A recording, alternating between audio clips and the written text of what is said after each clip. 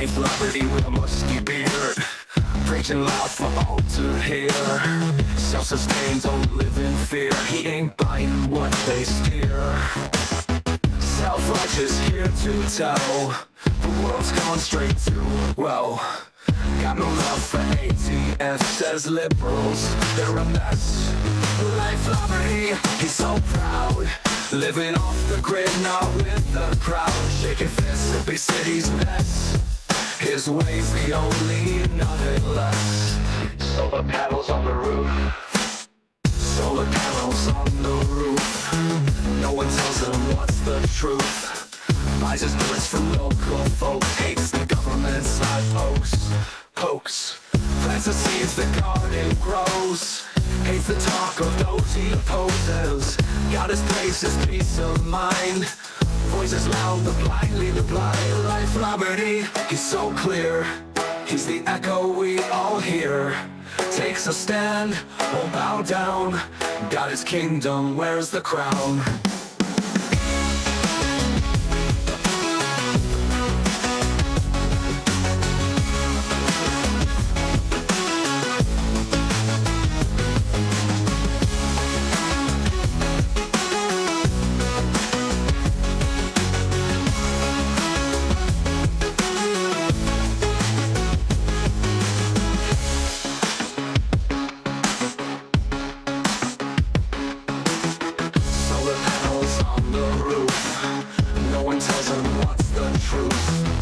Buys his goods from local folks. Hates the government side pokes. Plants the seeds the garden grows. Hates the talk of those he opposes. Got his place, his peace of mind.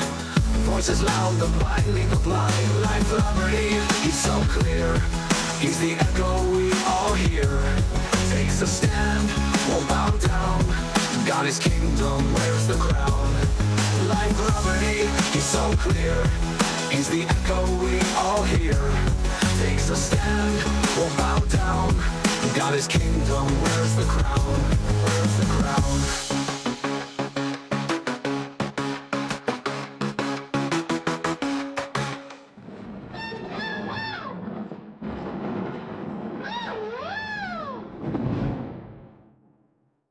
Life, liberty with a musky beard, preaching loud for all to hear. Self-sustained, don't live in fear. He ain't buying what they steer.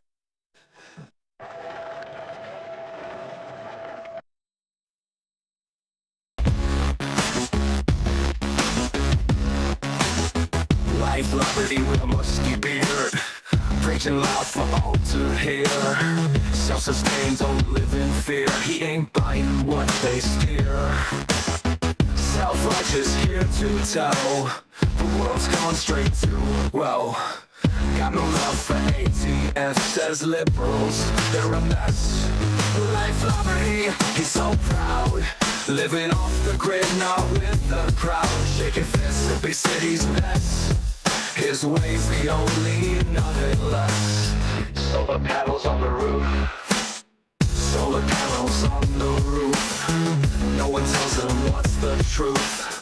Buys his goods from local folk. Hates the government side pokes. Plants the seeds the garden grows. Hates the talk of those he opposes. Got his place, his peace of mind. Voices loud, the blind lead the blind. Life, liberty, he's so clear. He's the echo we all hear. Takes a stand, won't bow down. Got his kingdom, where's the crown?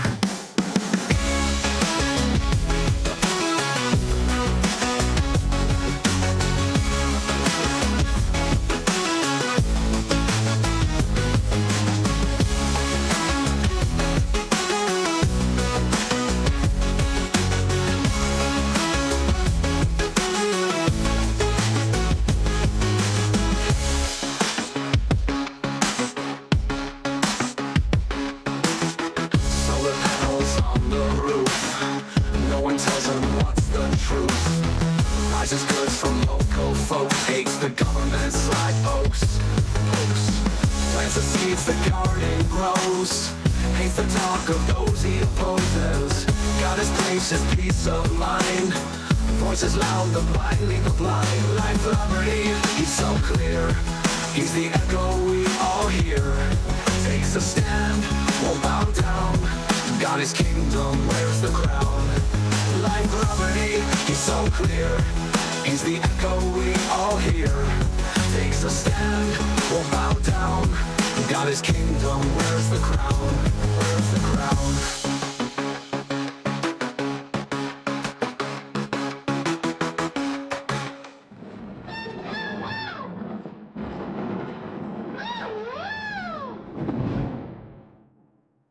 Life, liberty with a musty beard, preaching loud for all to hear. Self-sustained, don't live in fear. He ain't buying what they steer.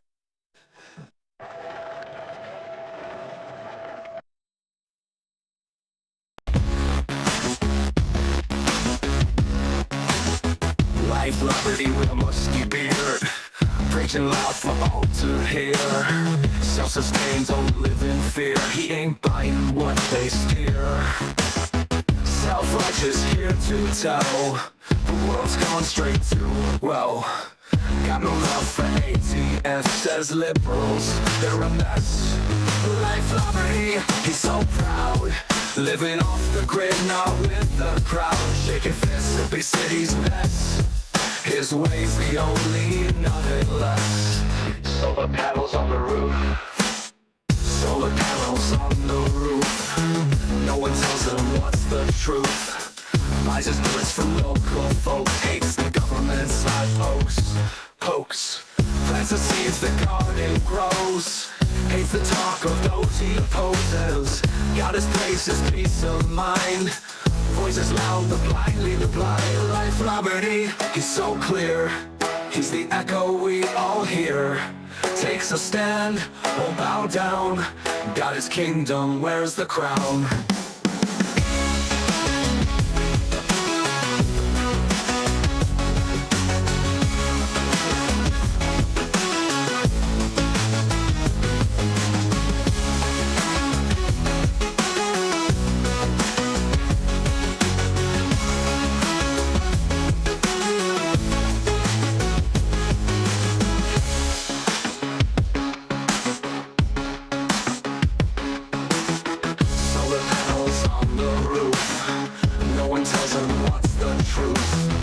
Buys his goods from local folks. Hates the government side pokes. Plants the seeds the garden grows. Hates the talk of those he opposes. God his grace, his peace of mind. Voices loud, the blind lead the blind. Life, liberty, he's so clear. He's the echo we all hear. Takes a stand, won't bow down. God his kingdom, wears the crown. Life, liberty, he's so clear. He's the echo we all hear. Takes a stand, won't bow down. God his kingdom, wears the crown. Wears the crown.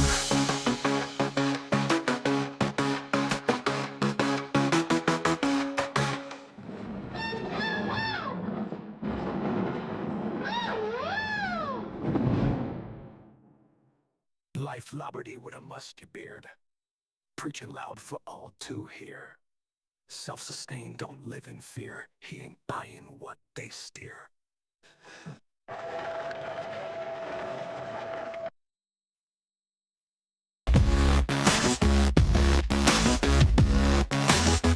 Life, liberty with a musty beard, preaching loud for all to hear. Self-sustained, don't live in fear. He ain't buying what they steer.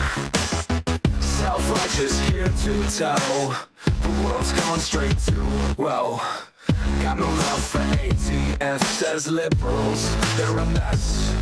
Life, liberty, he's so proud, living off the grid, not with the crowd. Shaking fists at big city's mess. His ways the only, nothing less. Solar panels on the roof. Solar panels on the roof. No one tells him what's the truth. Buys his goods from local folk. Hates the government side pokes. Plants the seeds the garden grows. Hates the talk of those he opposes. God his grace, his peace of mind. Voices loud, the blind lead the blind. Life, liberty, he's so clear. He's the echo we all hear. Takes a stand, won't bow down. Got his kingdom, wears the crown.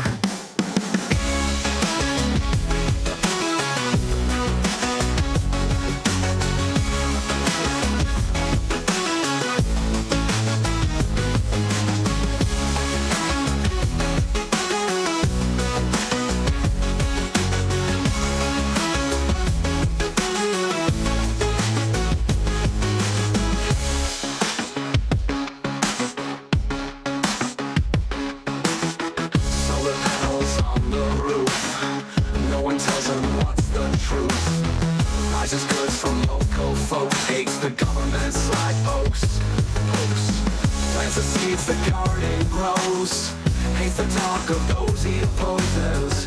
Got his place, his peace of mind. Voices loud, the blind lead the blind. Life, liberty, he's so clear. He's the echo we all hear. Takes a stand, won't bow down. Got his kingdom, wears the crown. Life, liberty, he's so clear. He's the echo we all hear. Takes a stand, won't bow down. Got his kingdom, wears the crown. Wears the crown.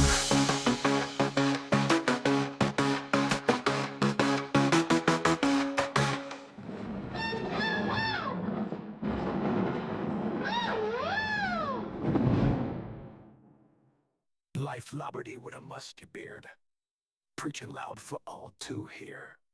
Self-sustained, don't live in fear. He ain't buying what they steer.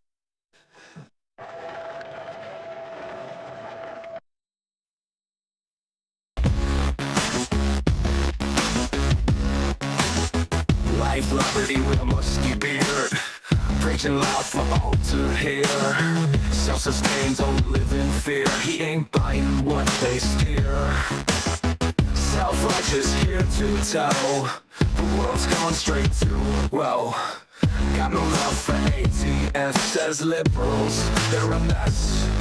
Life, liberty, he's so proud, living off the grid, not with the crowd. Shaking fists at big city's mess, his ways the only, nothing less. Solar panels on the roof, solar panels on the roof. No one tells him what's the truth. Buys his goods from local folk, hates the government's like hoax. Plants the seeds the garden grows, hates the talk of those he opposes. Got his place, his peace of mind. Voices loud, the blind lead the blind. Life, liberty, he's so clear. He's the echo we all hear. Takes a stand, won't bow down. Got his kingdom, wears the crown.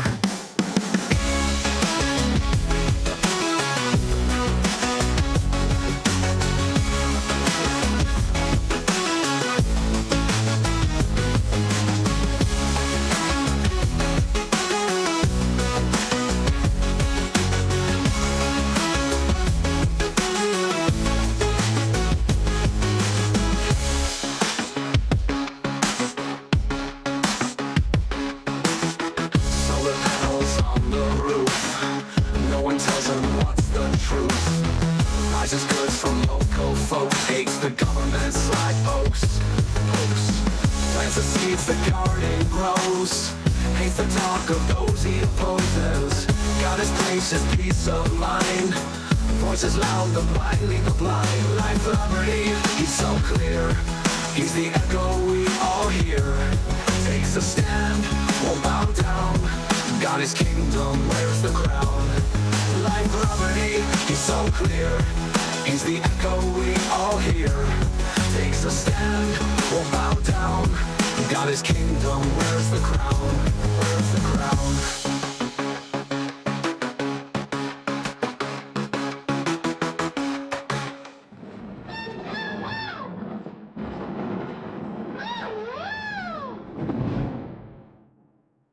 Life, liberty with a musty beard, preaching loud for all to hear.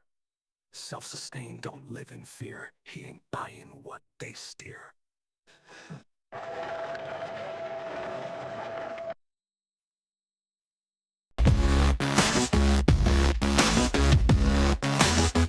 Life, liberty with a musty beard, preaching loud for all to hear. Self-sustained, don't live in fear. He ain't buying what they steer. Self-righteous here to tell the world's gone straight to, well, got no love for ATF, says liberals, they're a mess. Life liberty, he's so proud, living off the grid, not with the crowd. Shaking fists at big city's mess, his ways the only, nothing less. Solar panels on the roof, solar panels on the roof. No one tells him what's the truth. Buys his goods from local folk, hates the government's side pokes. Plants the seeds, the garden grows. Hates the talk of those he opposes. Got his place, his peace of mind. Voices loud, the blind lead the blind. Life liberty, he's so clear. He's the echo we all hear. Takes a stand. Welcome to the Life Liberty Show. Today we have got, in my opinion, we thought Kevin was special, just special ed. And today, our conversation is, are veterans with an OTH entitled to benefits due to lack of informed consent. I think this is a good one.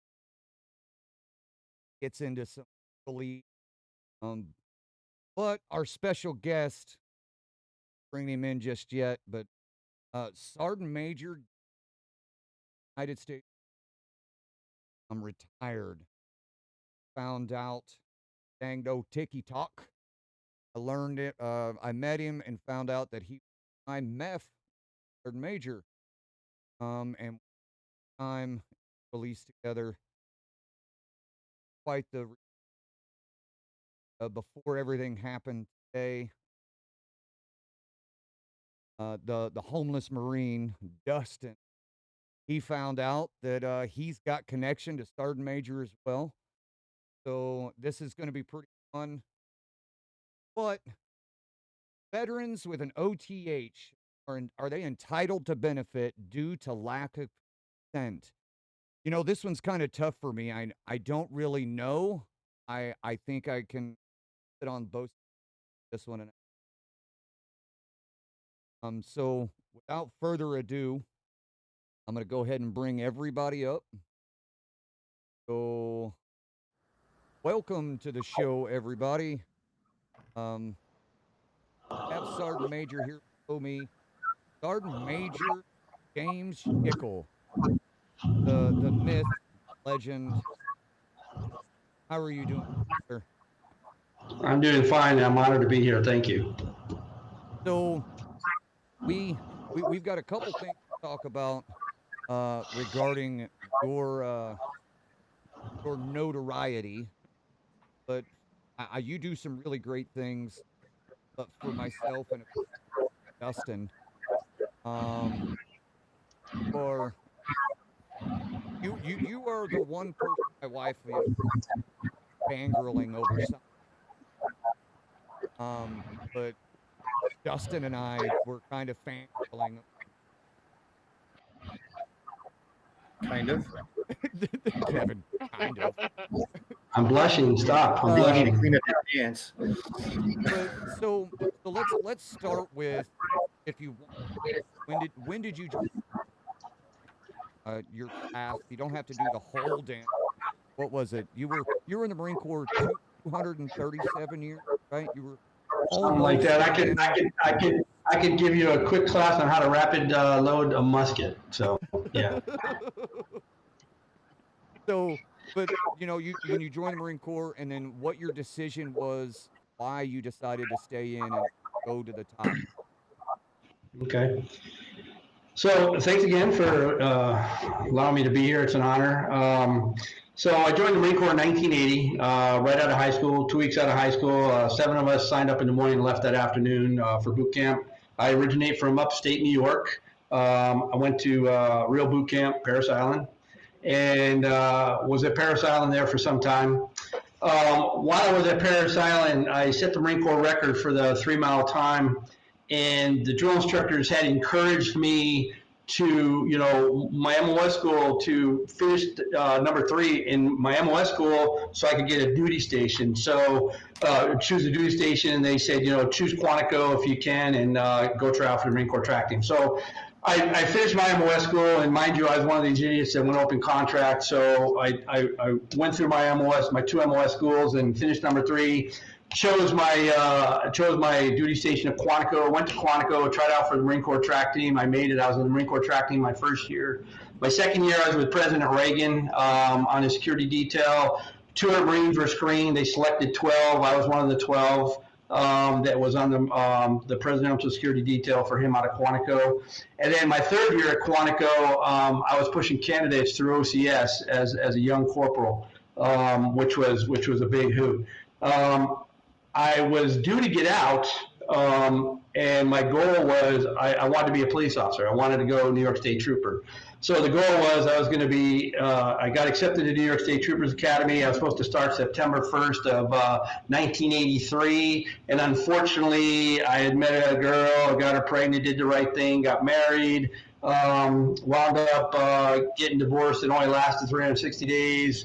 Caught her in base housing with another Marine staff sergeant, married with kids, and got myself a little bit of trouble for beating a naked man's ass, and the rest is history there. I wound up having to re-enlist because when we were going through divorce court there in Virginia, and I was supposed to get out in July of '83, I asked the judge, how am I expected to pay child support for my son who she gave birth to, the child she is now carrying, which is this other guy's, and then pay alimony as well. And he looked at me and he said, boy, I suggest you re-enlist, because if you miss a payment, I'm going to hold you in contempt of court, and I'm going to put you in jail.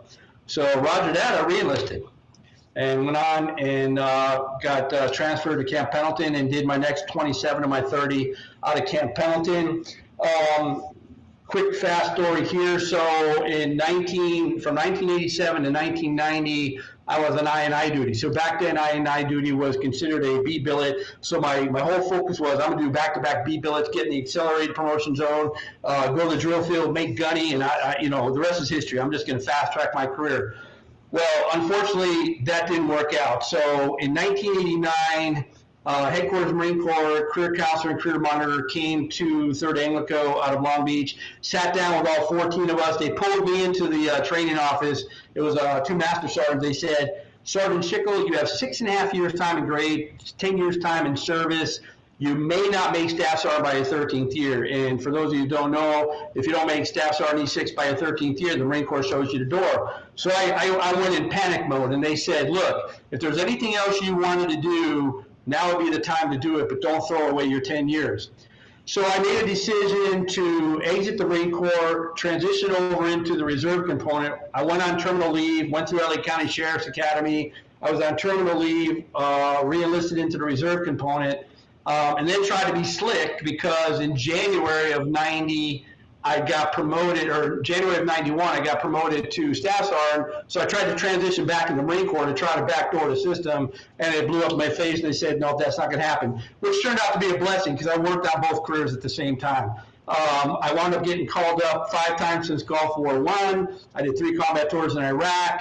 I was an anomaly in the Marine Corps. I was the only active reserve sergeant major sitting in an active duty billet. Was the first MEF headquarters group sergeant major's position. I was there and handpicked by Sergeant Major Kent, and I worked side by side with Sergeant Major Kent. He was the MEF and I was the MEF headquarters group. During my time in the reserves, I hit units like 4th LAR, 4th LAD, 223, 514. I mean, I could go on and on and on, but my boot prints are everywhere. So, Sergeant Major, before you go too far, so for those of you that don't know, MEF group headquarters, MEF group is over almost all of Camp Pendleton, right?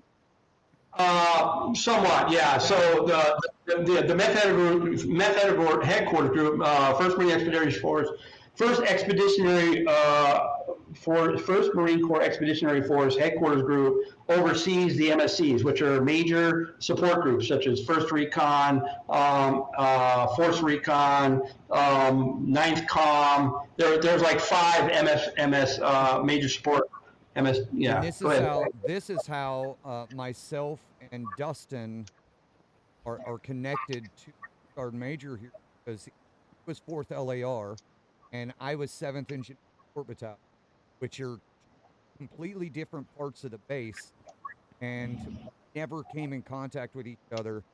Not in Camp Pendleton and not in the sandbox, but the connection is Sergeant Major Schickel to bring us both together in the United States. So he was that far up, guys. In the rank structure, he was basically next step would have been the Pentagon, right? I wish. No. But and again, you know, it's been an honor to cross paths again. But let me digress back. During my time in the Marine Corps, so in 1994, McMap was stood up, and McMap was put together by 12 of us. We were all part of a what you want to call maybe a steering committee. Master Gunnery Sergeant Ursel was the point man on the team. I was handpicked, and what they did was they queried, because I was a hand-to-hand combat instructor back then, and I was in the martial arts world, and they were picking Marines that were part of the martial arts world. Okay, so I was one of the lucky ones that was picked to be part of the induction of McMap, which was stood up in 1994. So that is one of my legacies there. Fast forward to 2004, I'm back after one tour, getting ready to go back for another tour, and sitting at the MEF Headquarters Group Sergeant Major and working with the Colonel and General Halick. It was decided that we were going to take the bottom deck of the barracks at Camp Delmar, we're going to turn it into Wounded Warrior rooms, right? And then we came up with this idea. There was a base psychologist or psychiatrist, I can't remember, I think it was a base psychiatrist. His name was Dr. Grant something, I can't think of his name. But Dr. Grant, myself, the Colonel, we sat down and we put together the Wounded Warrior program, which was nothing more than the grassroots of a Wounded Warrior program, utilizing the bottom deck of Camp Delmar barracks, so that when Marines were coming back wounded, they would go into those rooms, they'd go home on R&R, they'd rehabilitate, they'd come back, and you know the whole process began. Not knowing that it was going to explode into a Wounded Warriors battalion, east and west, and a regiment. To this day, my picture is still on the wall at the Wounded Warrior Battalion down at, I believe it's at Talega, at Pendleton. So, you know, the McNap and then being part of the Wounded Warrior program was such an honor to be a part of that legacy. Moving forward, like I was telling you, I was working on both careers at the same time, law enforcement and Marine Corps. If I wasn't in one uniform, I was in another.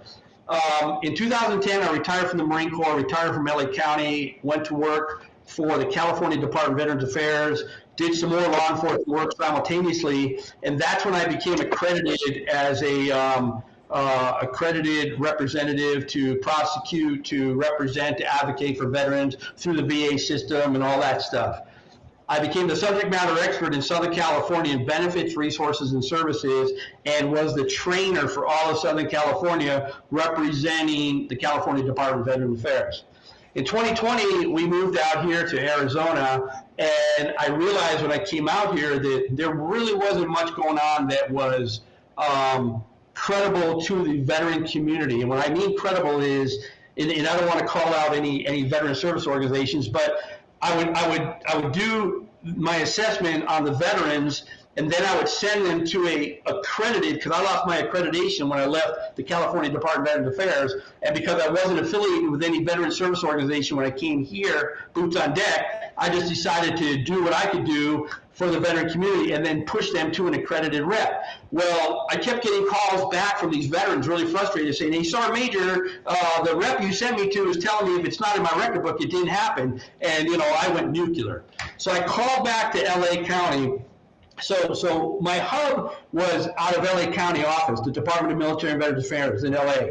and my accreditation was through the California Department of Veterans Affairs. And I got accredited with all these claims reps from all these different counties in California, but my hub was out of the LA office. So I called back to the LA office and I talked to this gal named Tiffany and said, hey, here's the situation. And she's like, Sergeant Major, she goes, why don't we just team up? And I said, Tiffany, how are we going to team up? I've got this idea to stand up my nonprofit, but I'm not going to charge veterans. I don't feel ethically sound or morally sound to charge them and to take money out of their pockets. She goes, I'll tell you what. She goes, you do the front end, I'll do the back end. So I said, that sounds great. So we have this great partnership set up to where I do the front end, I have the veterans file the intent to file a VA claim, and then I will do I will either do their assessment to file the VA claim, or I'll do their rating increase, or I'll do their discharge upgrade, or I'll help them find employment, help them find housing, whatever barriers they're dealing with under the sun.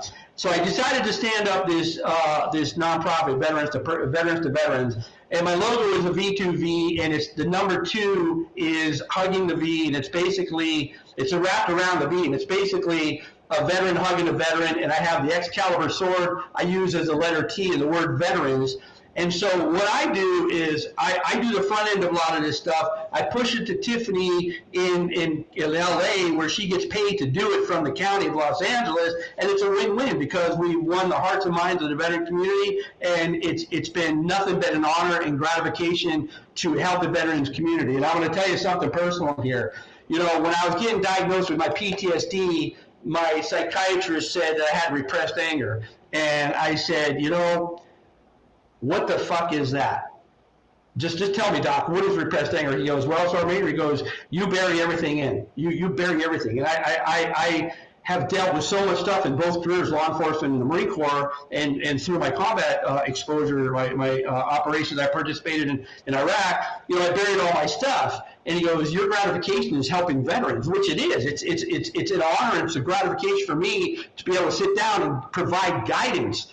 I'm not a sergeant major anymore where I can, knife hand somebody or get somebody, you got to do this, you got to do this. I give sound advice and guidance, and if they take my sound advice and guidance, great. If they walk out the door after I'm done and they say, fuck that sergeant major, great, I don't care, but I can go to sleep at night and look at myself in the mirror and know I've done all the right things for the right reason. So that's why I do what I do right now. I help the veteran community in every way I possibly can. I help them nationwide. I can reach out and touch a lot of people because over my years of advocating for the veterans since 2010, I have been out there shaking hands and kissing babies nationwide. And there isn't a state in the United States where if there's a veteran that hits me up, and I'll get hit up on TikTok, I'll get hit up on Instagram, and I've got on TikTok I've got almost 22,000 followers, and it's a veterans platform.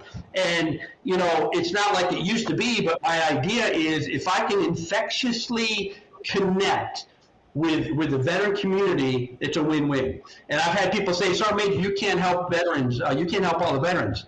Sure I can, one at a time. Just like when I was in law enforcement, you can't help all the gangbangers. Yes, I can, one at a time. And if we methodically help them one at a time and try to make a difference, it's not about me. It's about the resources I can tap into. It's about us coming together as a community and helping each other. And that's what it comes down to. And you have a lot of people out there who think they know what they're talking about when it comes to the veterans and, oh yeah, this and that. No, do your homework. And if you do follow me on TikTok, you'll see that when I do put out a video, an information video, I specifically say, I encourage you to do your homework, verify what I'm telling you, and if I'm wrong, reach back, make me smarter. We'll get smart together. So with that, I hope that's good enough on all that stuff there for you. It absolutely is, Sergeant Major, and this is where the connection when I come together outside of the Marine Corps, and that's veterans, and what you're doing there and helping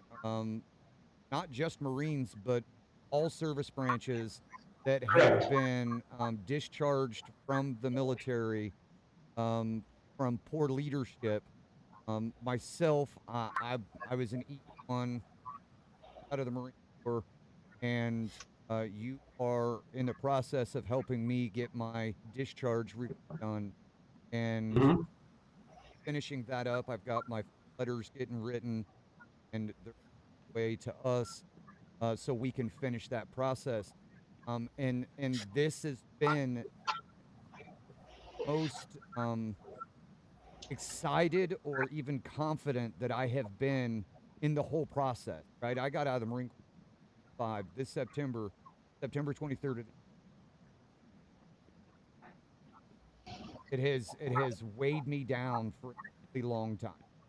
And Sure. this is why this is kind of special to me, right? I'm an old peon fucking E1 in the Marine, right? An old fucking private piece. And I'm able to sit here on my small platform that I have and talk to Sergeant Major James Schickel, F group Sergeant Major, which is pretty fucking big in my opinion. And I absolutely appreciate everything that you do. Every veteran, veterans to veterans, not only is he helping veterans with his organization, but he has stepped up and they're moving forward with my wife with All American Heroes, and he is getting involved and he is helping veterans the best he can. And it's an honor to have you here. Appreciate it. Now, Let me, hold on, Matt. Let me interrupt you. A couple things. Number one, you are not a piece of shit. Okay, you don't.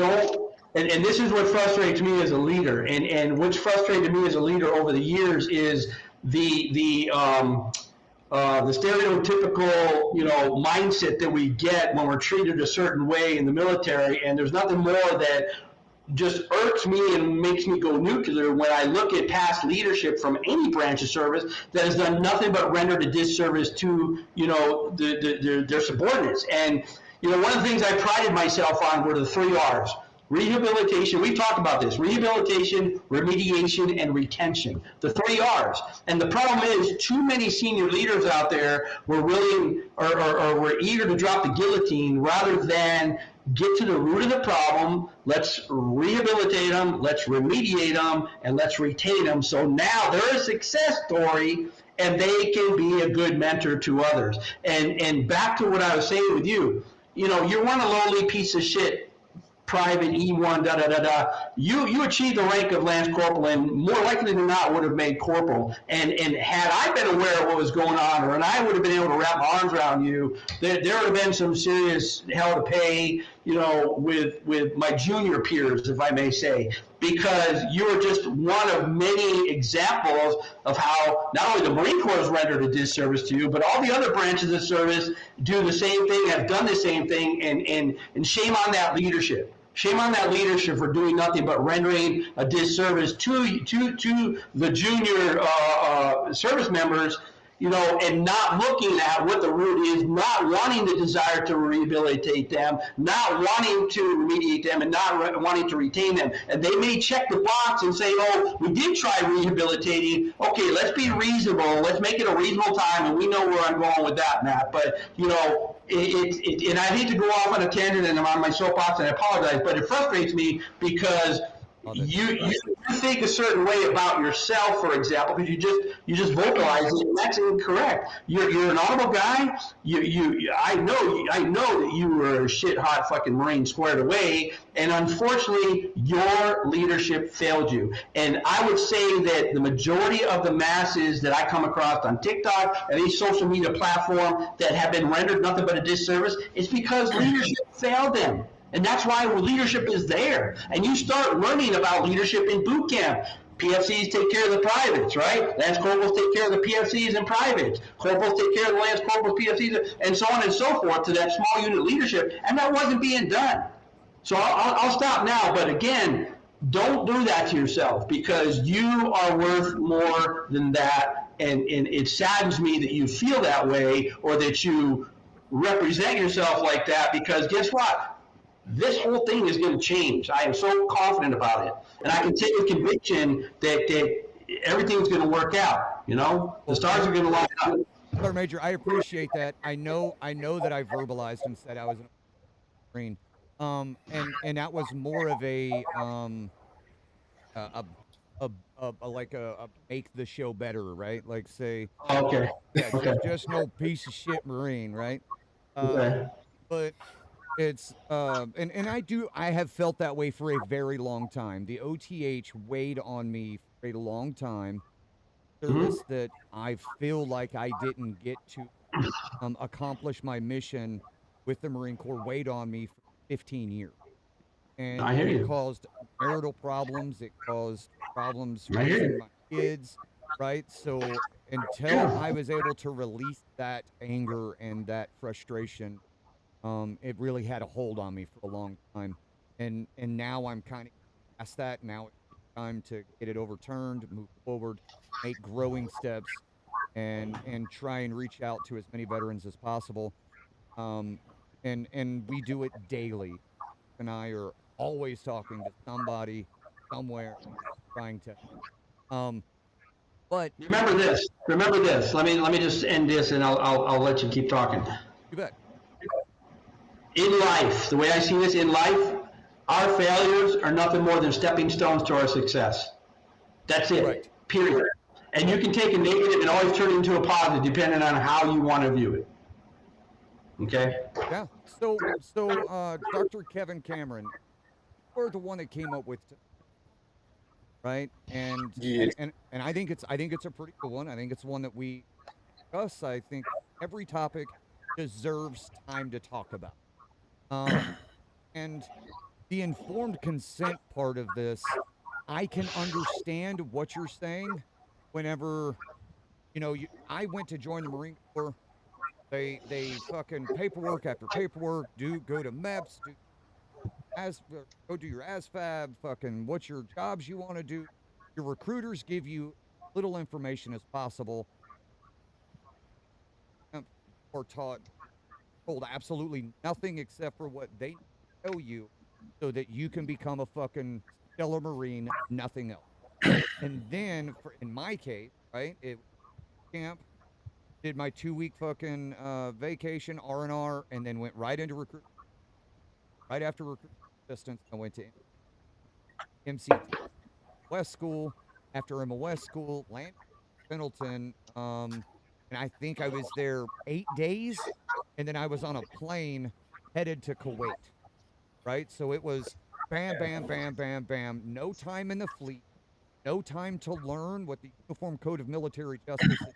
Because I believe where you're going with this is, how can I be Yes. expected to follow something that I have no idea what I'm supposed Well, we talked about this before, especially with the veteran mental health thing, right? The military is inherently classified. Current mental health policies are still haven't even identified that veterans are an independent culture, which leads to a lot of the stigma, a lot of the crap, why people are having issues like the Sergeant Major was talking about being in service, that having mental health issues like you had. But if we're looking at this from the aftermath of all this crap, right? It, in order to have a contract, right, there's usually some legal binding elements that are involved. And I learned this doing business, that you have to have the offer, the acceptance, the awareness, consideration, legal capacity, and legality of purpose. But the big thing here is the awareness. All parties must understand what the contract's terms and be aware of what they're entering into, because it's a binding agreement. And Yeah, but when I was born, nobody I is, wasn't informed of the government laws. I wasn't informed that but you're I'm not not signing your allowed. life away but you're not signing your life away, right? And the national law is different than a contract. When we are signing up for the military, we're signing up for a contract, right? We are signing a contract to support and defend the Constitution. I mean, we get the oath, but no one shows us that UCMJ. No one. No one I Not know has until, ever not been until shown boot it. camp. Yeah, even if you're lucky, and then we get a PowerPoint after the fact. To be honest, But Sergeant Major, I don't even remember learning anything about the use of bamboo. It was there. Not that they it's didn't say probably it, there. right? It Not was that they there. didn't do it, but Yeah. so focused on learning and so Mhm. structured that there's things I don't remember. But Yeah. the other side of this too, right, is that even if you got hurt on the job, right now, if you get an other than honorable or dishonorable discharge, and you have injuries due to military service, you don't get any compensation. You might get treated for those injuries if you're lucky, if you're able to get Now, there. since the new law Now, is passed, now. now they're starting to change it, because I was treating someone with a dishonorable discharge for mental health through the Right. VA, Right. but Was that the in the VA or the civil vet center? Because vet center, VA. VA. I don't deal with this was the VA. Okay. Okay. But if in the civilian world, if you get hurt on the job, you're still entitled to workman's comp, even if you're fired, right? For the time you were there. So if someone served their country, and I'm not saying they should get all benefits out there because the VA isn't about taking care of veterans. The VA doesn't actually take care of veterans. They only take care of those eligible for VA health care. So if someone has service connected injuries and disabilities, regardless of their discharge, shouldn't they still get the disability compensation and some of the VA benefits related to that? Maybe not some of the things that the perks like getting into the parks, national parks for free, or even some of the other elements that you voided your contract, but we didn't know what we were signing up for. And two, people were still injured while on service that they're not getting compensated for because of one reason or another. I mean, my brother, this is a story I usually talk about when I talk about this type of stuff is I I was off duty running the canine program at Fort Lewis, and my brother was a staff sergeant at the time in the engineers, and his CO, brand new captain, never deployed, wanted to go to war and win medals. And this ass clown, he was asking all these combat vets if they wanted to go back to deployment, and he asked my brother because I happened to drive him around and walk up there with him, and he called my brother a fucking coward because he'd already been deployed like 3 times, had actually been in combat, still dealing with crap from combat, and he goes, "You don't want to deploy? You must be another fucking coward." My brother almost flew over that desk. If I was not there and able to serve in a military law enforcement capacity to put that captain in his place, he would have been booted. Dishonorable discharge right there, just because a captain was a piece of shit. Well, there are a lot of, and this goes back to what Sergeant Major was saying. There are a lot of people that gain rank and use it to manage to bully instead of, Oh, and and that we have happens in crap law leaders enforcement everywhere. and in the military. Yeah, College, yeah, but the point we're making, right, for this is that aside from the mental health piece, you have people who enlist in the military. They don't know what they're getting into, and that's proven because not even mental health knows what we're getting into, right? They're signing a contract, they're dealing with what's are handed to them, and then if they can't handle the military or handle the mental health shit that they're dealing with because we can't go to sick call, right? Because that'll end your career, and now they get booted out for one reason or another, end up self-medicating. They still have injuries from service. Why aren't we taking care of them? But where does that self reliability and responsibility fall? You're signing a contract. You're the one putting your name on that dotted line without knowing or asking questions. And I want to interject here. Say Okay. that one more time. I missed something there, Heather. You're the one putting your name on the dotted line, right? The person signing without knowing and asking questions. So if you're going and entering into contract with someone, the military, and not asking the questions that you need to know about service, doesn't some responsibility fall on you and not just all on the military? And I'm not saying there's not some responsibility, and this is one of those things the courts would have to sort out, right? But there's plenty of legal cases that why should are we out drop there that just everything on the why should we drop everything on the court? Already know that the judicial system is flawed, and it's got the same thing. It's got judges that have got that fucking rank, and they use it to bully people. So and now like anything else, there's always a path, right? And courses of action. We talked about that with legislation. We talked about that with going to courts. But back to what Heather's saying is, I was going to say there's plenty of contracts out there. That's why those service agreements we all sign for Apple and the phones and all that shit, the mandatory things we have to sign, they're actually unenforceable. So can I ask you a So question? I don't mean to interrupt you, but I want to ask you a question. And I'm not here to insult anybody's intelligence, but less than 1% of our population serves. Okay. less than 1% signs that blank check up into as much as their life to protect the freedoms of this country, okay? What do you think would happen if on that contract they were signing, there was the disclaimer that says, upon discharge, separation, or retirement, you could possibly experience the following. And then you're listing all the service-connected disabilities. No one would sign that contract. No one would take that oath, okay? I still And You know what? I would've signed I it too. disagree with you. I would have signed too, but even then, if they have to put that crap on fucking Viagra on the TV and say, you know, this shit may cause blindness and heart attack and everything else, I would still take that Viagra. why don't they do it for that?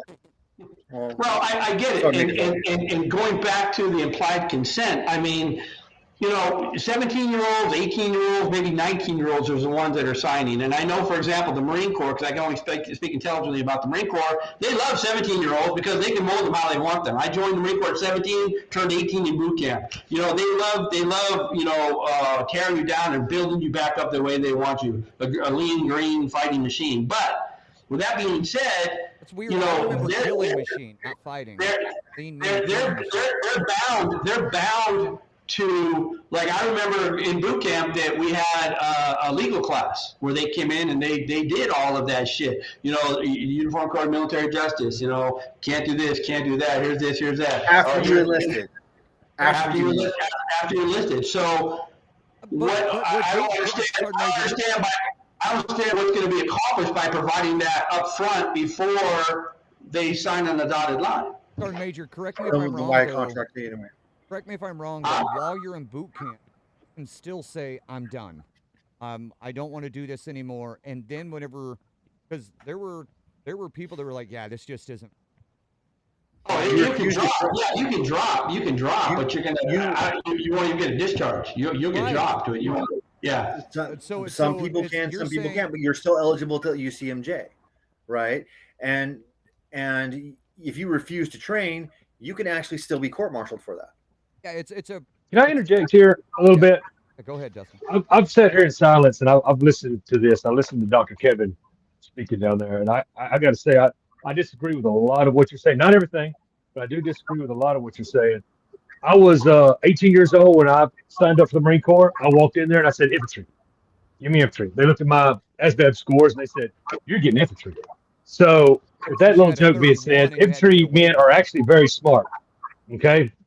I was actually a waiver too because I didn't graduate high school. I got a GED through a boot camp that I came from for bad kids. That's a whole nother conversation.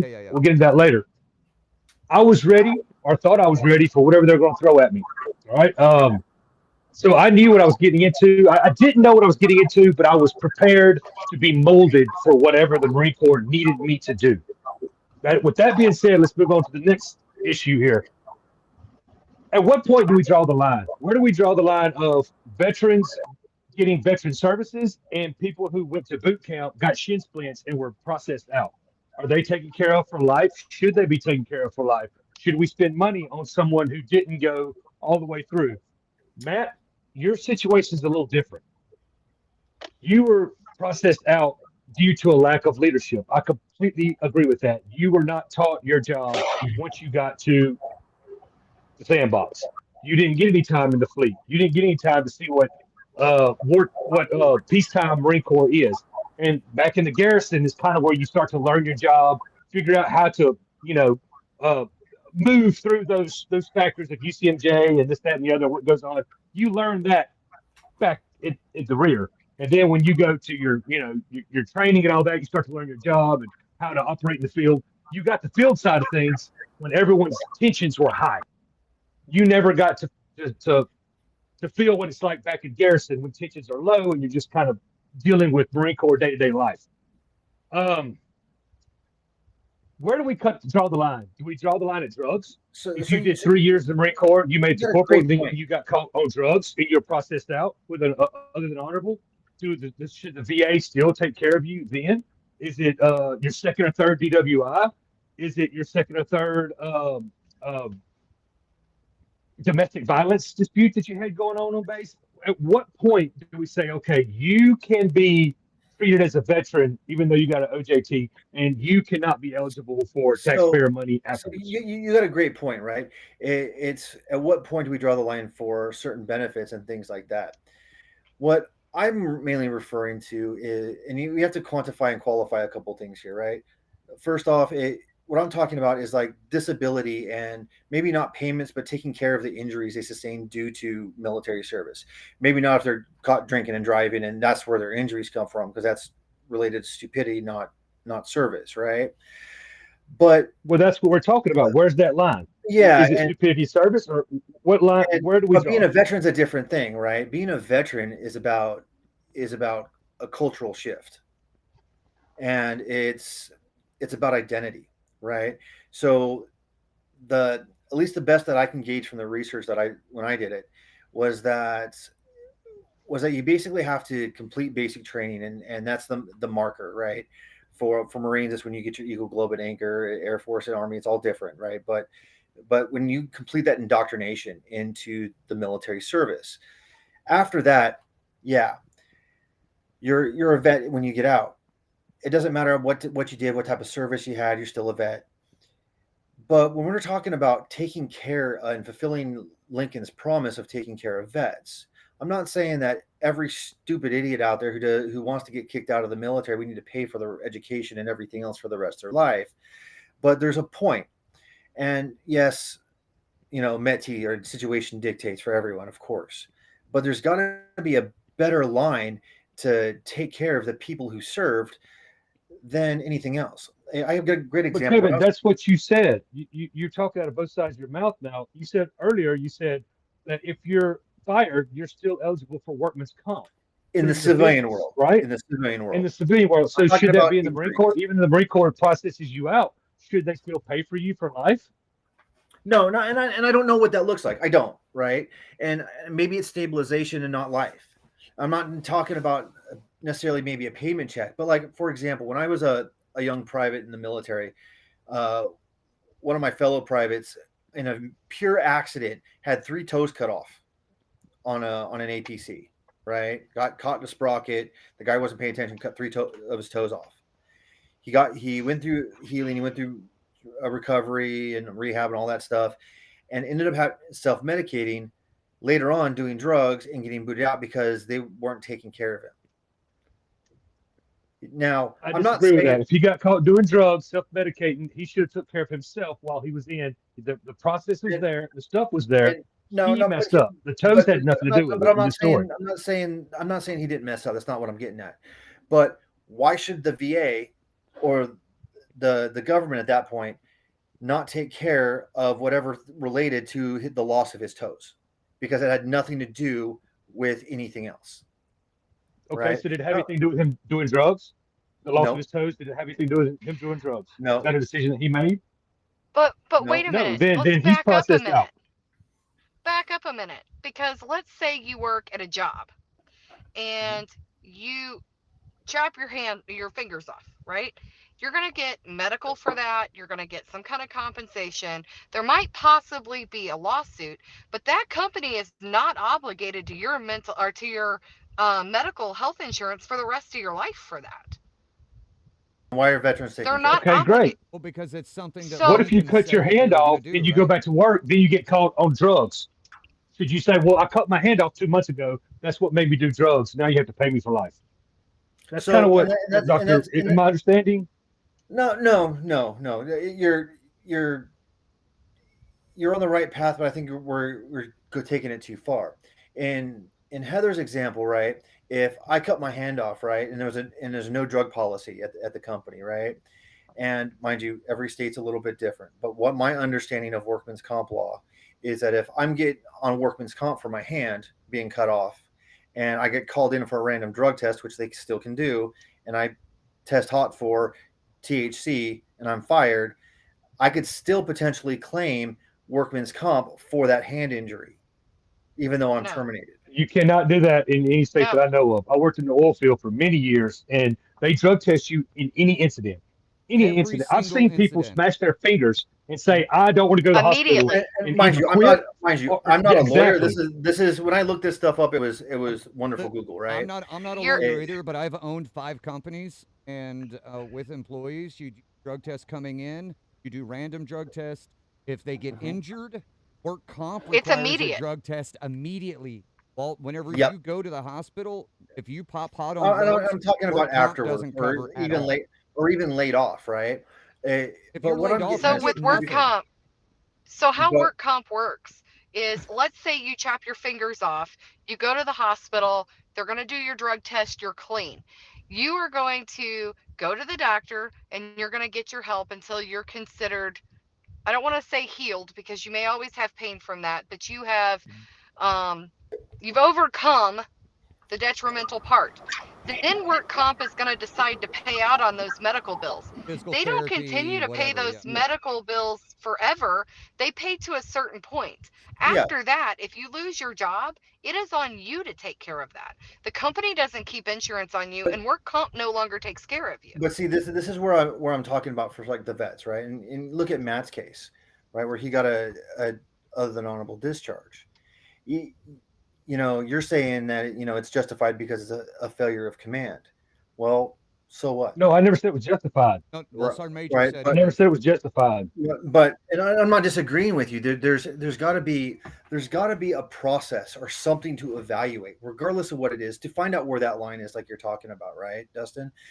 And I don't know where that line is. That's not my job, right? I'm not a lawyer. It's not what I do. I screw with people's This heads. is But where this is where I think the line is. I think if they served 180 days outside of our country, then our VA should take care of them. Outside of training. 180 Outside days of in training active service outside of and training. combat. In a Or combat combat. related 180 days. Yes. Then our VA so should take care of them. I don't agree with the combat piece, because a lot of Marines aren't. I mean, a lot of people aren't accredited with a credible combat deployment if they're not gone for 30 days. Well, So if you're gone for the 28, reason So they don't that fall is into the 180 days. no. The reason that is because you've got your card.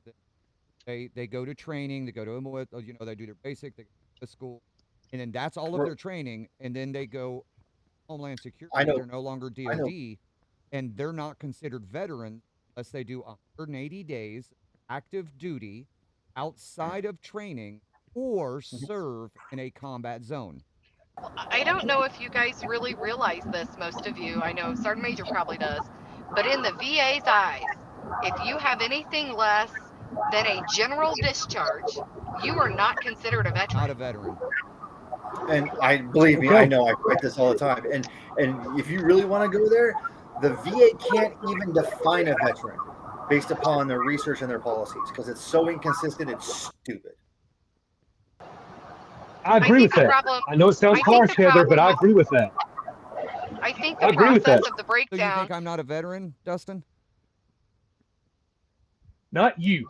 Not you. We've talked about this. I You know, got but pushed out for a reason that was training. but But I those just that do, I let's just say at kicked you in the dick on 181 that though. days. But I just kicked you in the dick No, on you that didn't. because Now you're talking out both sides of your mouth. right. I No, kicked I'm you in not. the dick because you said anybody that doesn't have a general or above is not a veteran. I got kicked out. I'm not a veteran in VA standards, but you don't know the scenario for every single one of these out of the military with a less than general discharge, and this is where Sergeant Major comes in, right? Yeah. So I And, would This like is to where I hear his also say, input where's on the this. line? Is the line at there needs to 181 be a days? line. You pop on a piss test. You get forced out. Are you a veteran then? Or let's say 179. But On see, 179 there's days, you part of pop the on a piss problem, test. right? Are you a The VA veteran after doesn't, that? the please speak VA up, doesn't Sergeant Major. determine what a Just veteran speak. is. Yeah, the VA doesn't determine what a vet is. That's the problem, right? Everyone thinks the VA is the be all do all, and they're not. Actually, the VA does. The VA does, because according to the 31 CFR, Code of Federal Regulations, it's You're supposed to. 180 consecutive days Yes, Outside of training. for veteran benefits. outside of training. Correct. For veteran For benefits. veteran That's how they. benefits, right. That is Now, for the veteran, start of how. right. Now, for veteran benefits, you have the difference between eligibility and entitlement. If you've served, doesn't matter what capacity or what the discharge is that you get when you get discharged, You're eligible. I don't care if you get out in an OTH, you're eligible. Now, are you entitled is the question. You can get a dishonorable. You're eligible because you served. It wasn't honorable, but you served. You're eligible, but are you entitled? No, you're not, or whatever the case may be. You know, the VA is only going after or allowing anybody with an OTH and I believe a dishonorable that if it's mental health, then yeah, they'll cover that part. The other Physical. stuff is null and void. Right. Okay. Physical, like if like so my shoulder, I got injured in training in the Right. Marine Corps, that's getting covered by VA. My back from all of the from everything that we've done, rucking and spent my back covering that. But if I was, let's say I broke my knee on vacation, right, on a 72 Liberty, that wouldn't be covered by the VA because of my OTA. Now, if I had an honorable discharge, then my knee would be It would covered. be. Correct. Correct. I mean, if we want to get into that, and I'm probably going to get a lot of pushback on this, I don't believe if it didn't happen during service, if you were on your own personal time, that it should be covered. But see, Oh, you're you're still 24 hours a you're day, still 7 days a week. Yeah, you're still property of the U.S. government. Here's a perfect example. That makes sense. Here's a perfect example. 1983, I'm driving off base at Quantico to go pick up my part-time check, and I get into a traffic accident, a real bad traffic accident. It took me an hour and a half to get me out of the car. I was in a coma for 6 hours. They wound up service connecting that because I was still active duty. Even though, I mean, you're not, there's no clock that says, hey, you're off at 16:30. You're on active duty 24/7, 365 days a year. End of story. So here's the problem I have with some of these arguments, and where I think that it really muddles the water a little bit, right? Is that part of this conversation is about benefits. Dustin's also asking what makes you a veteran. Yeah. There's a misconception that the VA identifies what veterans are. They don't. The VA identifies who is eligible for VA benefit. Entitled. That is not the eligible, difference. entitled, right, Sergeant Major? No, according to the CFR, I'm reading it. The CFR says who is eligible and entitled, right? It's eligible for VA benefits, and then what benefits they're entitled for. That doesn't define a veteran, and that's a big difference. And I know, Matt, you and I have had this conversation before. I don't give a shit what your discharge is. If you complete basic training, culturally, you're a vet, right? Wrong. Regardless of how you get out. Wrong. I know an Air Force, a guy that went to Air Force Basic, got out of Basic. His MOS had shut down. They were no longer. I'm not talking about things outside the bell curve. You said, hang on, but you said if you finish Basic, you're a veteran, and he finished Basic, didn't go through any schooling. They discharged him. He had the option to get out of the Air Force or to go on with a different MOS, and he chose to get out of the Air Force. Does that make him a veteran? So I'll go back to the definition of a vet according to research right now, the current published research, and that is a veteran is defined as anyone who is a former member of the military service who possesses a discharge, a DD-214 or character of discharge. So you're saying somebody that was in basic training because you're on active duty. That is so. And then so you receive a DD-214 because you've been discharged. You're a veteran? So according to the research right now, right, that is the bell curve. Now there's always outliers of the bell curve, right? Okay, so then but it's research. Okay, but Kevin, in something you have said at one time is the culture, right? So the veterans are their own culture. So these people that have been through basic, that's all they did. They went through basic. And then they go and do something else. They're a veteran, so they should fall under veteran culture status in what you're trying to take up to Congress, right? No, what I'm saying to Congress is that a veteran is traditionally identified by sociology research right now as a individual who formerly served in the United States military, who possesses a DT-214 or certificate of discharge. And it's that way because every branch is different, and it's about acculturation. So The I idea of becoming a actually veteran means that you acculturated into the military, and it changed your language, your values, your acculturated. What is identity. acculturate? Is that even a word? Yes, acculturation is a word. It's where you integrate into the dominant culture that you're a part of. Oh, okay. So I found something here that Sergeant Major Schickel here wrote, and it kind of blew my mind. It's why veterans. I'm going to read the whole thing. It takes about the whole thing. Why veterans are a protected class culture. Hold on, Why? Matt. Yes, sir. Hold on, Matt. It's a published article on LinkedIn. Go ahead. I something I found that Sergeant Major had written. It says why veterans are a protected class and culture. Sergeant Major James J. Schickel, USMC. In discussions about identity and legal protections, veterans occupy a unique space. They are often revered, sometimes misunderstood, frequently grouped with other demographics in matters of public policy, employment, and civil rights. However, it is essential to distinguish between veterans as a protected class, certain laws, and the concept of a culture, which is rooted in shared customs, beliefs, language, and tradition. While veterans may share common experiences, they do not constitute a culture the same way that ethnic, racial, and religious groups do.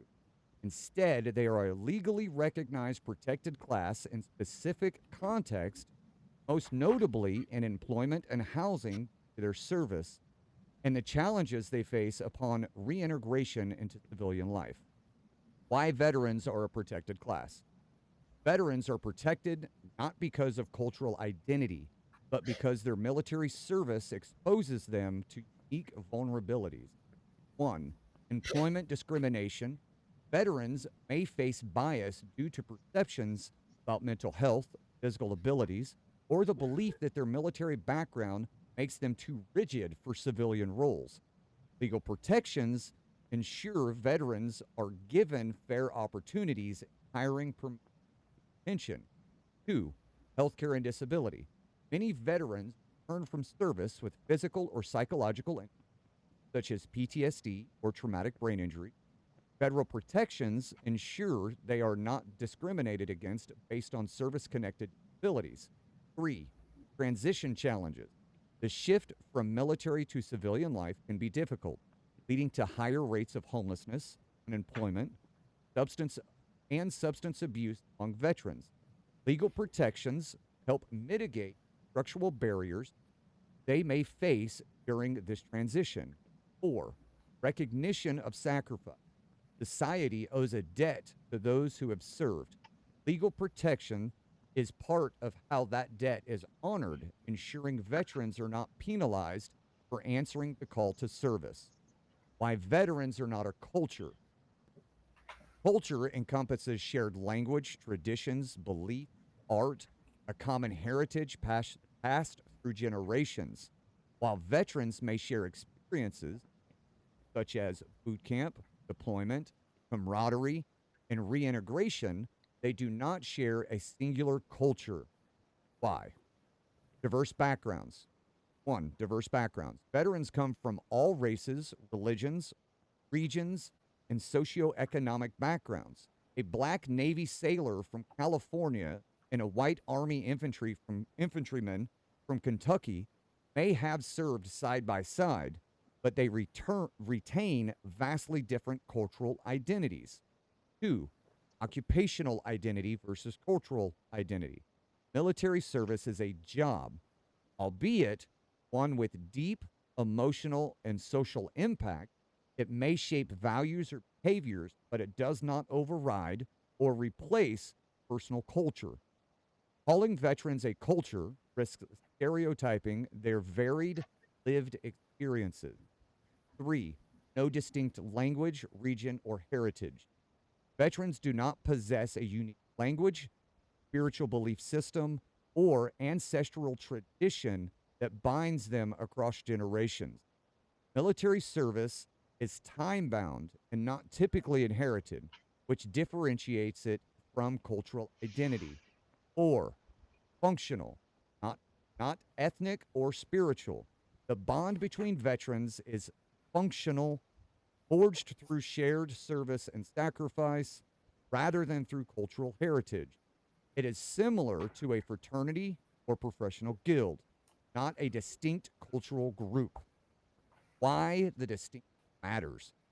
Confusing veterans as a culture rather than a protected class can dilute both legal protection and cultural understanding. When veteran status is misclassified as cultural, there's legal implications that may be misunderstood or ignored, leading to discrimination that goes unchallenged. Social programming may miss the mark, relying on cultural outreach instead of addressing systemic barriers like healthcare, employment, employment access, and mental health support. Veterans themselves may be reduced to stereotypes rather than seen as individuals with unique needs and backgrounds. And in conclusion, veterans deserve respect, support, and legal protection, not because they are a culture, but because they have taken on roles that expose them to risks, hardships, and transitions that require societal recognition and support. By accurately classifying veterans as a protected class, we ensure they receive the rights and resources they have earned without misrepresenting or oversimplifying the rich diversity within their ranks. Understanding the difference is not just a legal distinction, it's a matter of respect, accuracy, and effective. There's a lot in there I disagree with and a lot in there I agree with. But bring it Right? on. I mean, he's right here. I know. I know. So the there's a difference between protected classes and cultures. We all know this, right? And there's always been an ongoing element with with why veterans act the way that they do and where they fall. There's over 22 or nearly 22,000 of pieces of research out there, right? And using the VA's own research as a part of it, it and all the research out there basically comes to the conclusion that the veterans are a culture. They just couldn't identify where the lines were. And that some of that stuff out there that in his article is like I can understand the point of view, but there's also and not to come across as an ass by any means, but it Sergeant Major. when I was no, it's about being respectful too, right? Because I like having legitimate Yeah, discourse. yeah, yeah, Because yeah. I had to go defend, because this is actually a part of my dissertation for my doctorate, Right. and I actually had to go defend this to people. It and the same types of questions were brought up. If this says they're not a culture, it says their culture here. The Supreme Court's already upheld that a lot of these things like distinct language, identity, and things like that are unique to the veterans and the veteran culture. The biggest thing in regards to the identification of a culture was that self-identification, which is the big component of the research that I did. Yes, there is a stigma about what veterans are, right? But you said Because the military, self-identifying, so that's part of it. yeah, but That's does that part of mean that I can self-identify as a Native American? it. That's not quite how that works, But that's the right? same thing. You I said can name 4 drunks at my local bar wearing 9-line No, shirts, no. blue jeans, So and in order combat to in order boots. to be a culture, part of it is identification, right? It's one of the many elements, like in that article that Sergeant Major was talking about, distinct language, culture, passed on generationally, things like that, right? And when it comes and the element of research and looking at it from a research point of view, there's always this is where context does matter, right? If we're talking about, should veterans be considered a protected class for legal protections? Do I believe so? Absolutely. Does it mean that they need to be a culture because of it? No. What defines them as a culture is what research is currently looking at as defining what a culture is. And it is usually a lack of education, a lack of insight into what culture is, that where those issues lie. The problem is there's not always a clean definition of culture, and in psychology and sociology, there's always a variant of opinions, But, right? This is where the peer review this is where the Kevin, peer review research comes in. but Kevin, you're saying that there's no clear line in culture, but you're saying in psychology. But how about you look into archaeological, right? You look at archaeologists; they can point out cultures and things as well archaeologically, not just psychologically. And those are all things when we're doing research we have to look at. And I'd have to actually go back, and to be 100% accurate, I have to go back and pull up all my research and say where the term finding terms are. But it's published, it's out there. I mean, that's how your wife found me, right? It No, well, she it's found you because I found you on TikTok, but school made her. yeah, the the the VA, the Department of Defense, is defining veterans as a culture right now. I'm sorry, not the VA. The VA is defining veterans as a culture. The Department of Defense is defining veterans as a culture now. But their policy is different from some of their definition. And when I'm talking about their definition, I'm talking about their research more specifically. And so veterans are a culture. We are identified culture. Where the differences lie within services is research is still yet to be done. But veterans have meet the criteria of a culture. We identify as veterans. We have our own language. It is distinct. It's been validated all the way up to the Supreme Court. Sergeant Major. Go for it, Sergeant Major. Go for it. Have you read my research, Sergeant Major? No, and I'm being respectful by listening to you, but I definitely want to counter. So keep Yeah. going.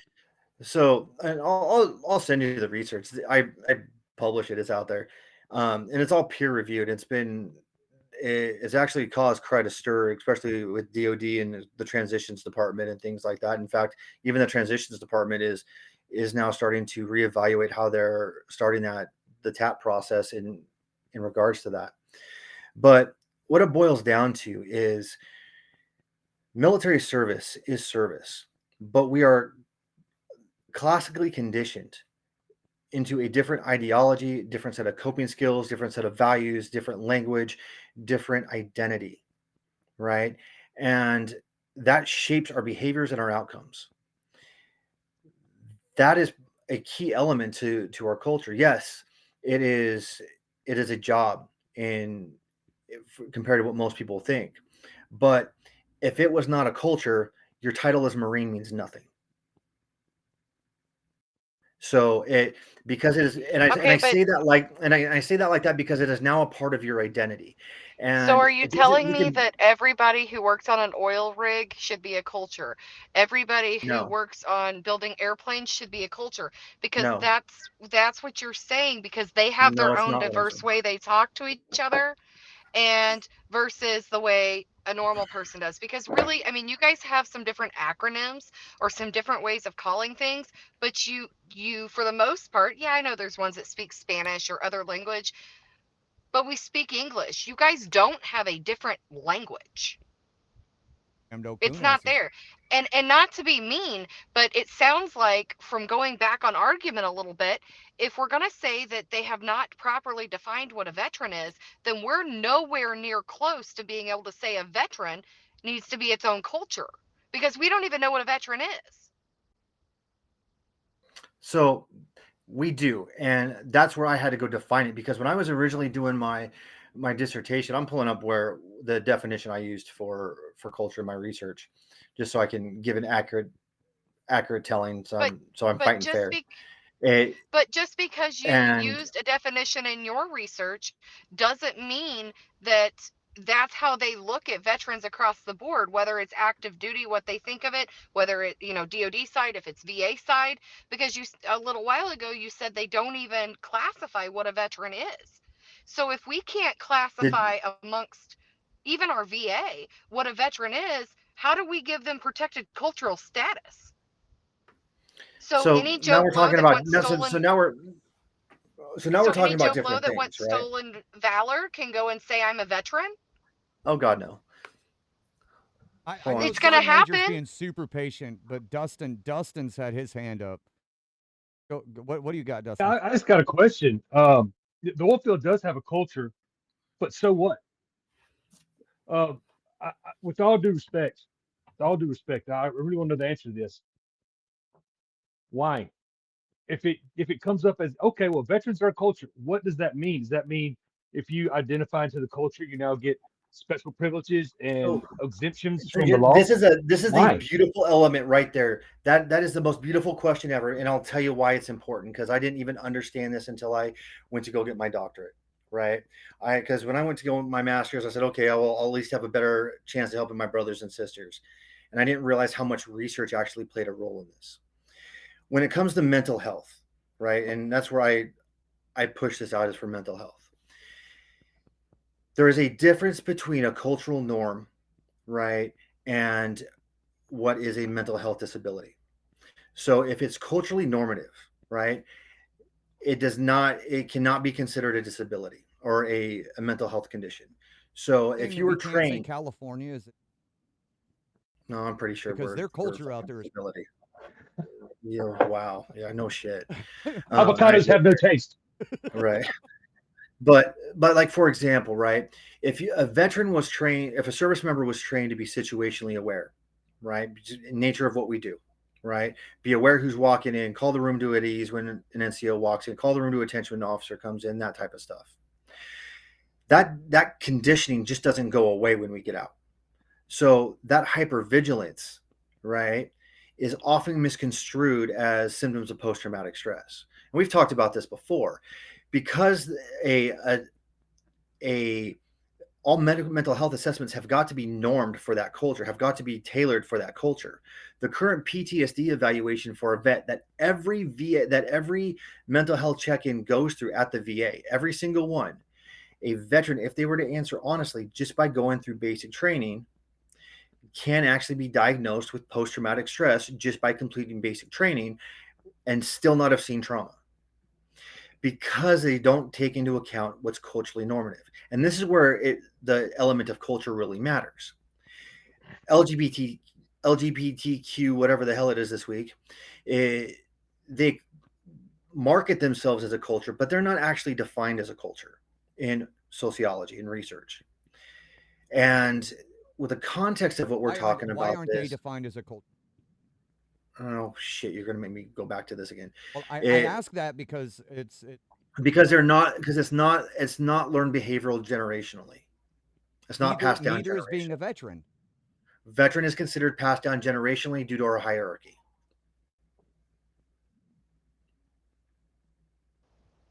That would say that the same I'm going to get my words mixed up here. I'm tired. Sorry. But that's to say that each soldier or each Marine it's being passed down from generation to generation and they're being taught the exact same way. They're learning the exact same things. And we know that's not true. Yeah, my stepdad was in the Army. He was taught something while I was. So, There is an evolution, right? But it's the cultural norms that are passed down generationally is what it is, But right? I also believe that if you go in I calling, really want to know what Sergeant Major wants to say. Yeah, too. What's up? What are you saying, Heather? honey, Sorry. continue what you're Go ahead. saying. Continue what you're saying. No, go ahead. Go I ahead. apologize. I wasn't trying to interrupt you. I wasn't Go either, ahead. but he's down here like. Go to Sergeant Major. He's itching. Go for it. I'll make my point before we're done. First of all, what's passed down, and again, I can only speak intelligently to the Marine Corps, are traditions. Okay, traditions. To me, the VA is a culture. They are a fucked up culture. Their culture needs to change because the way they handle the veteran community is culturally wrong. And how do you change it? It's a culture. It's a culture that has what word am I wanting to use? It's festered over the years. The VA culture is ridiculous. Okay, you can sit there for argument's sake and say the Army has their culture, the Marine Corps has their culture, the Air Force, they all have cultures that they live in. it's traditions, it's different atmospheres, but it's not a culture. To me, like I said in the article that I published, it's we're a protected class, but we're not a cultural because of the diversity that we bring to the organization.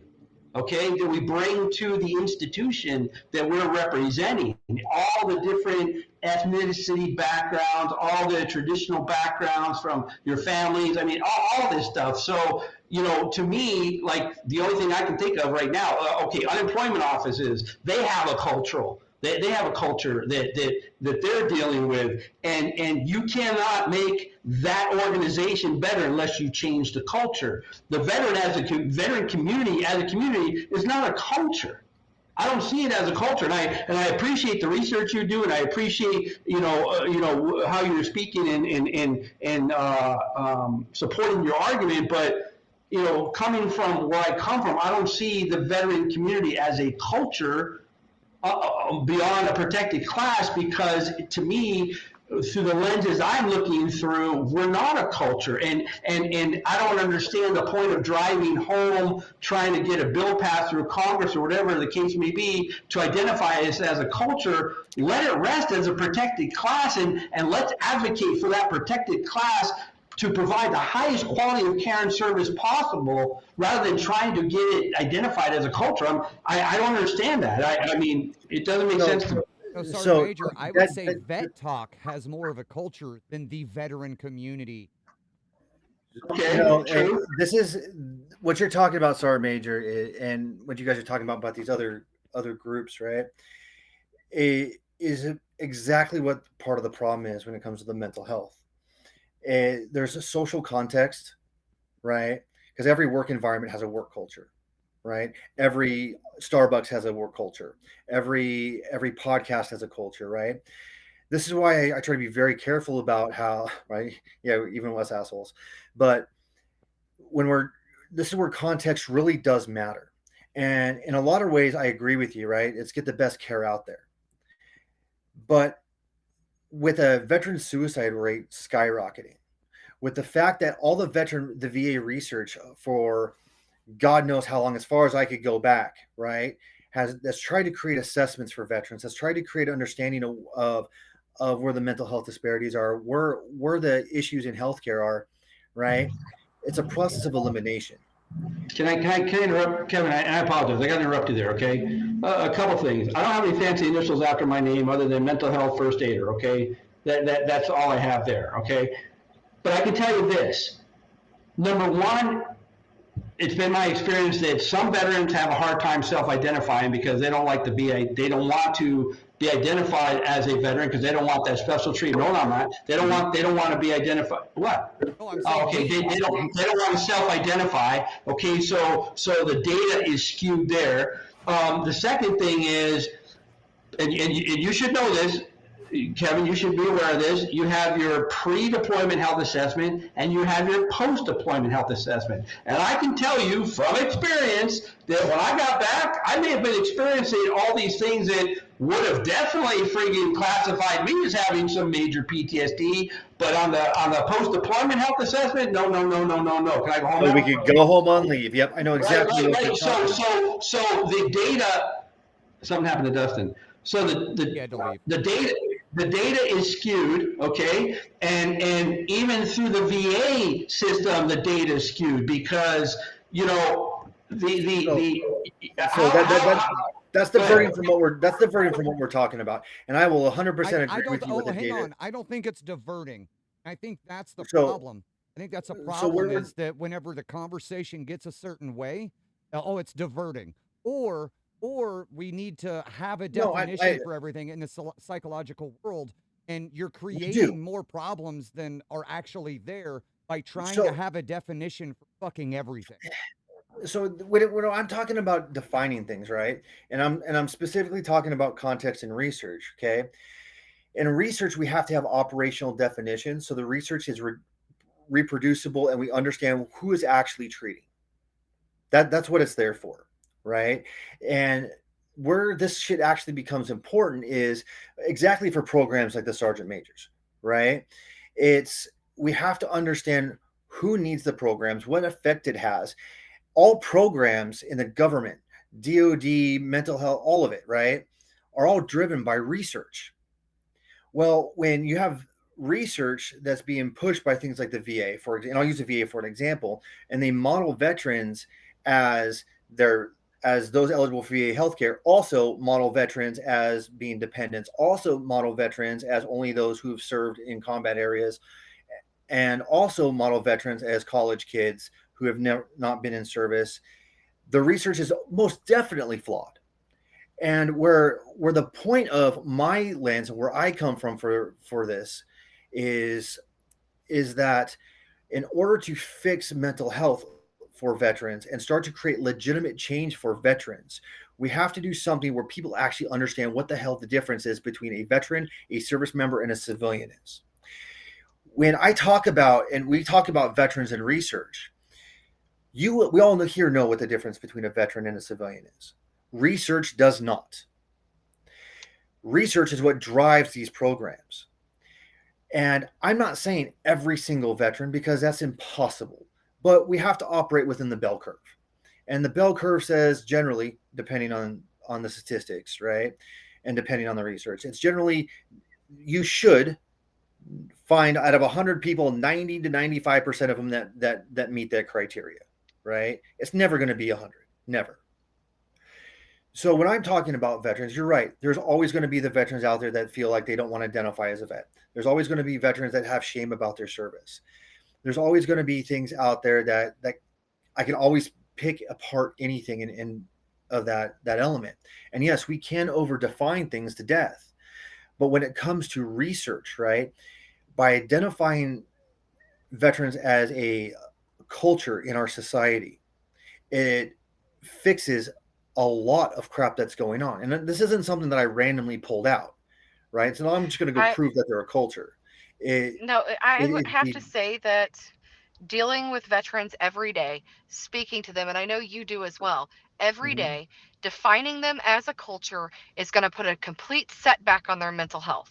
We've already seen what defining that they have PTSD or they're dealing with trauma has done for them, because it gives them a label. When we go and label them as a culture and we single them out as a culture, we are going to take 10 steps back in mental health.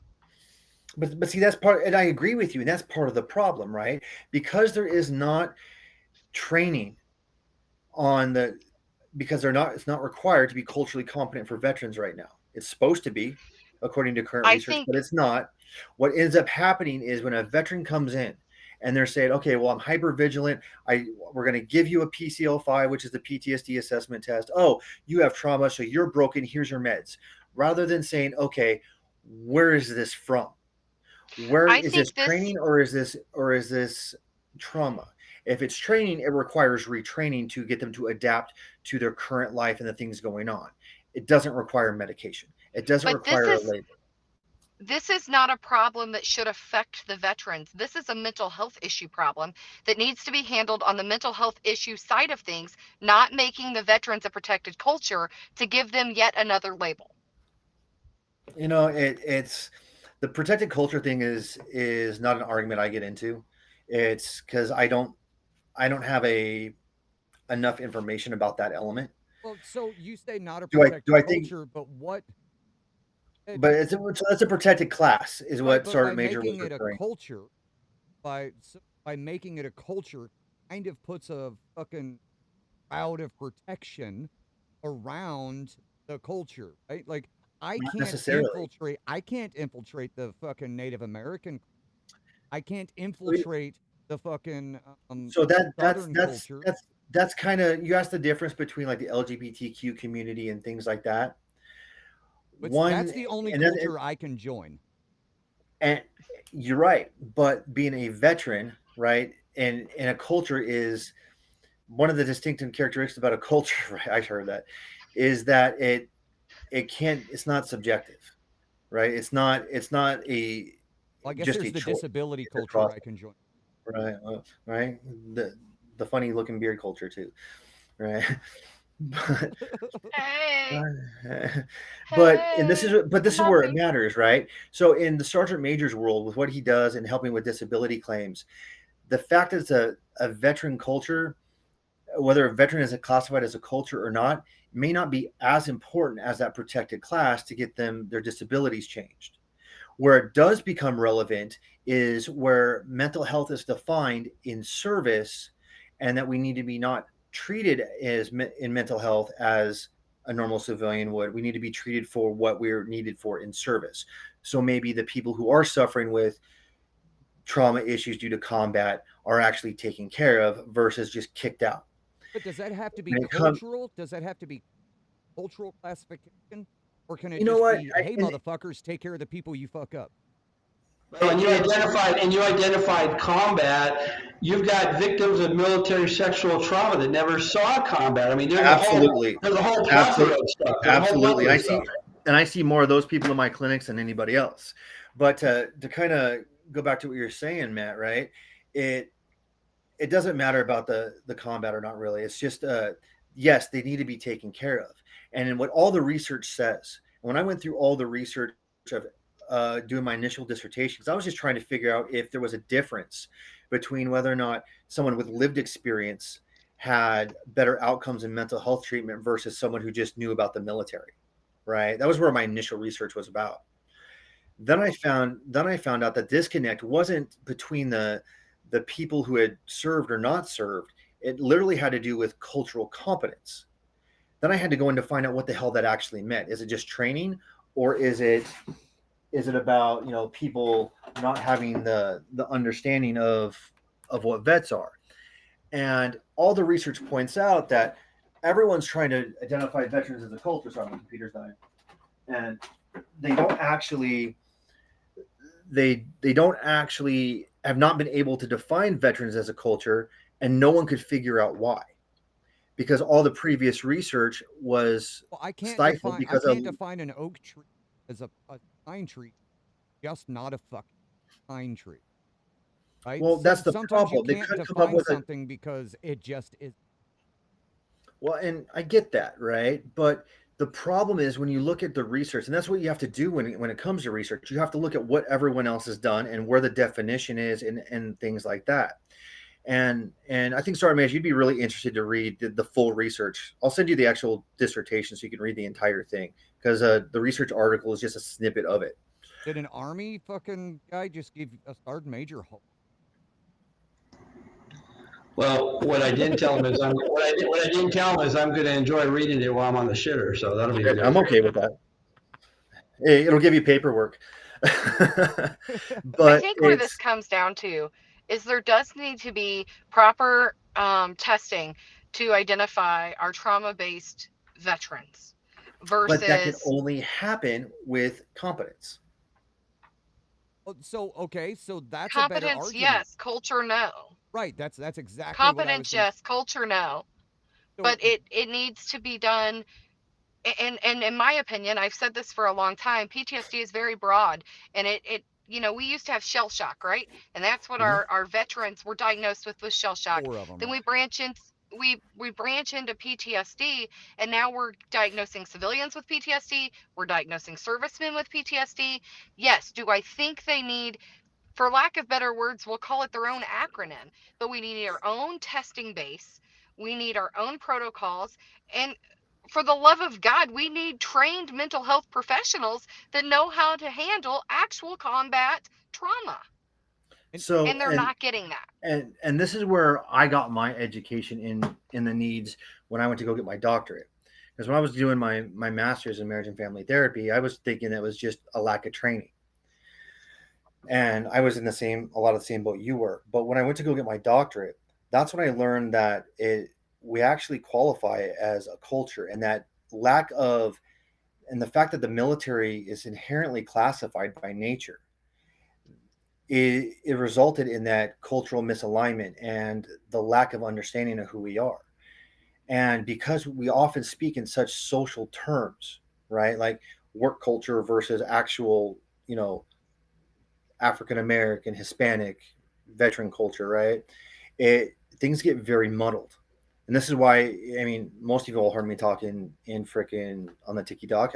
The first thing I do is define exactly what the hell I'm talking about, or seek clarification about how someone defines something, so we can have a conversation on a level playing field. And everything in mental health right now, mind you, things could change tomorrow because of new research and everything. Everything right now in mental health is pointing that veterans are identified as a culture. There's multiple peer-reviewed papers that are identifying veterans as a culture. The next thing I'm doing is actually a meta-analysis to review all the work to see what they actually all have to say, and just to kind of help support or say nope, this is preliminary and it was wrong, because I'm all for being wrong.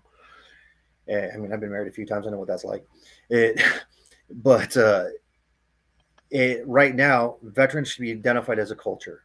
That cultural element alone would change the mental health scape, help reduce that veteran suicide rate, reshape mental health within the military.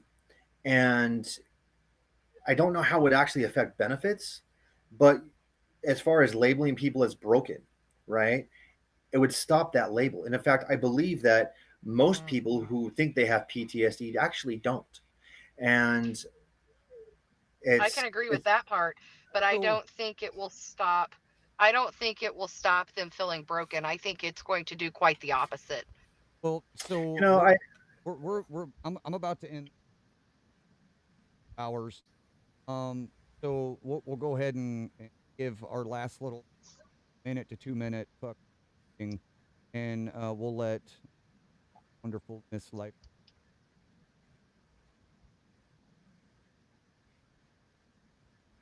Oh, come see me next week. Sergeant Major, what do you got for your ending? And we'll fucking Okay, well, it has been an honor and pleasure. One thing I would like to focus on moving forward is, and this has been predominant throughout the mental health community, was dropping the D. And there's an article that I wrote that published, it's on LinkedIn as well. It's post-traumatic stress. It's not a disorder. So you drop the D, and throughout mental health, it's been advocated that the D is dropped because it's not a disorder, because that is a stigma in itself that, oh, you have a disorder. No, I experienced post-traumatic stress. So I just want to say that, but hey, it's been an honor. It's been a pleasure. I look forward to being on here some more. It's been a pleasure meeting you officially, Dr. Cameron. And, I look for future opportunities to dialogue. yeah, don't go anywhere, Sergeant Major. All right, Kevin, Yep. go ahead and No, do your ending there, bud. yeah, no, yeah, come find me on live. No, yeah, if people want more information about me and what I do, they can go to my website, drcameron.com. Um, but this is where conversation still needs to keep happening, because there's always context, and there's always different points of view that need to be heard, and voices that need to be heard, and nothing's going to get changed unless we have honest conversations about it. And even if we agree to disagree, we still got to be able to talk. Yep. And I didn't before know. we I didn't know. go, I didn't. I didn't know we were plugging websites. go ahead. I didn't know we were plugging websites. I Do think that. that's what she was going to do for me.